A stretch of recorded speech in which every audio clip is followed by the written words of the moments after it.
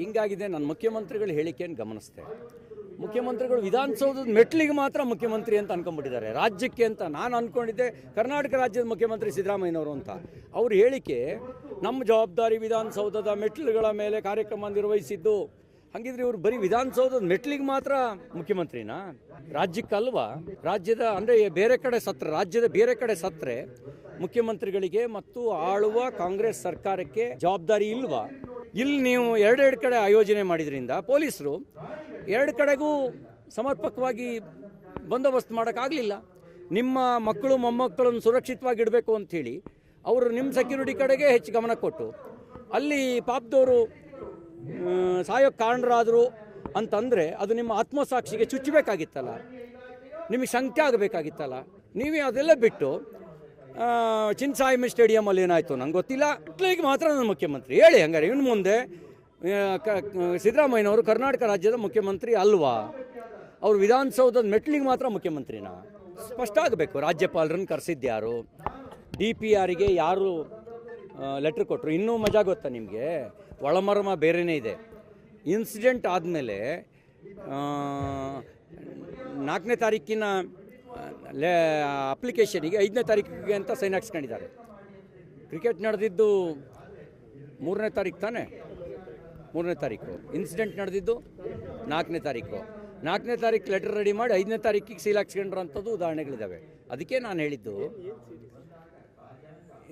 ಡಿಪಾರ್ಟ್ಮೆಂಟ್ಗಳ ಹತ್ರ seal sign ಅಂದರೆ documents ಆಮೇಲೆ ಕ್ರಿಯೇಟ್ ಮಾಡ್ಕೊಂಡಿರೋದು ಈ ಘಟನೆಗಳೆಲ್ಲ ಆದಮೇಲೆ.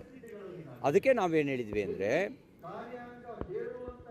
ಕರ್ನಾಟಕ ರಾಜ್ಯದ ಉಚ್ಚ ನ್ಯಾಯಾಲಯದ ಮುಖ್ಯ ನ್ಯಾಯಾಧೀಶರ ನೇತೃತ್ವದಲ್ಲಿ ಸ್ವತಂತ್ರ ತನಿಖೆ ಆಗಲಿ.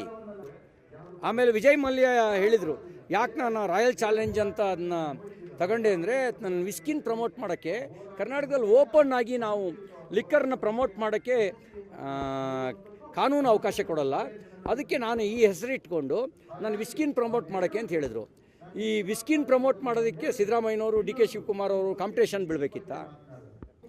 11 ಜನರ ಸಾವು ಸುಮ್ಮನೆ ಬಿಡೋಕ್ಕಾಗತ್ತೇನ್ರಿ?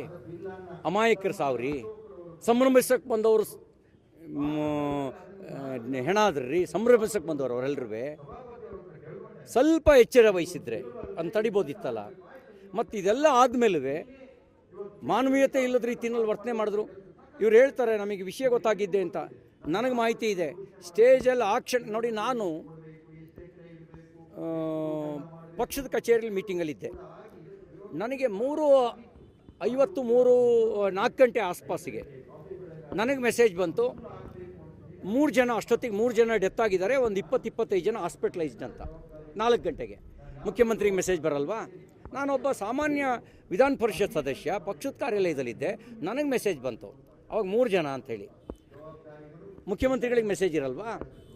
ಉಪಮುಖ್ಯಮಂತ್ರಿಗಳಿಗೆ ಮೆಸೇಜ್ ಇರಲ್ವಾ? ಅವರು ಉಪಮುಖ್ಯಮಂತ್ರಿ ಕಪ್ಪು ಮುತ್ತಿಡಕ್ಕೆ ಹೋಗ್ತಾರೆ, ಮುಖ್ಯಮಂತ್ರಿಗಳು ದೋಸೆ ತಿನ್ನಕ್ಕೆ ಹೋಗ್ತಾರೆ. ಎಲ್ಲಿದೆ ಮಾನವೀಯತೆ? ಎಲ್ಲಿದೆ ಮನುಷ್ಯತ್ವ?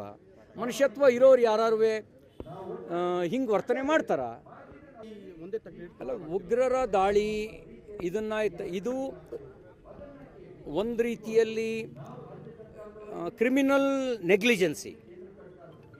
ಇದೊಂದು ಕ್ರಿಮಿನಲ್ ನೆಗ್ಲಿಜೆನ್ಸಿ ಇಲ್ಲಾಗಿದ್ದು. ಅದು ಉಗ್ರರ ದಾಳಿಗೆ ಪ್ರತೀಕಾರ ಮಾಡಿದ್ದೀವಿ, ನುಗ್ಗಿ ಹೊಡೆದಿದ್ದೀವಿ. ಆಪರೇಷನ್ ಸಿಂಧೂರ್ ಹೆಸರಿನಲ್ಲಿ ನುಗ್ಗಿ ಹೊಡೆದಿದ್ದೀವಿ. ಇಲ್ಲಿ ಯಾರಿಗೆ ನುಗ್ಗಿ ಹೊಡಿಬೇಕು ಜನ? ಇಲ್ಲಿ ಯಾರಿಗೆ ನುಗ್ಗಿ ಹೊಡಿಬೇಕು? ನಿರ್ಲಕ್ಷ್ಯ ಮಾಡಿದವ್ರಿಗೆ ನುಗ್ಗಿ ಹೊಡಿಬೇಕಾ? ಆಯೋಜನೆ ಮಾಡಿದವ್ರಿಗೆ ನುಗ್ಗಿ ಹೊಡಿಬೇಕಾ? ಯಾರಿಗೆ ನುಗ್ಗಿ ಹೊಡಿಬೇಕು? ಅಲ್ಲಿ ನುಗ್ಗಿ ಹೊಡೆದಿದ್ದೀವಿ ಟೆರರಿಸ್ಟ್ಗಳಿಗೆ. ಇಲ್ಲೂ ನುಗ್ಗಿ ಹೊಡಿಬೇಕಾ?